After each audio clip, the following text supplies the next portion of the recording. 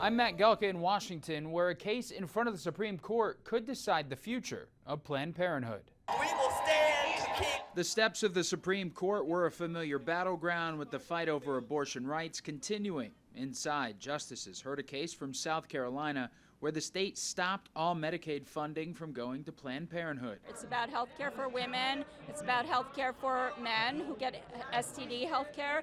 It's about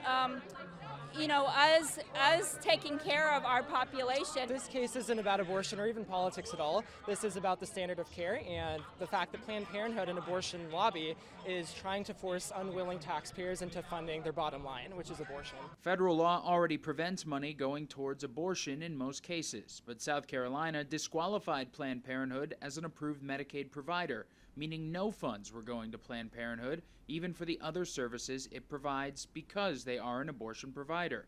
A patient sued for the right to pick her own doctor through Medicaid rather than pick from a list of providers from the state. There has never been an argument through the long history of this litigation that Planned Parenthood is unqualified, medically, professionally unqualified. It is only that there is something that Planned Parenthood is doing outside of Medicaid that the state wants to disqualify it from the program. Attorneys for the state argued that South Carolina has the right to pick providers, just like a private insurer has a list of doctors that would be in-network. The state decides who the providers are who are qualified, and you get to choose among them.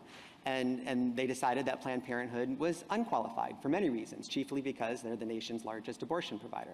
A potential Supreme Court ruling in favor of South Carolina could pave the way for other states to potentially limit Planned Parenthood's funding. The justices mainly stuck to the Medicaid provision part of the case, but the potential abortion consequences are undeniable. Pro-life groups hope a ruling in their favor can end Planned Parenthood, while the reproductive health group supporters say it will further limit access to care. Reporting in Washington, I'm Matt Gelka.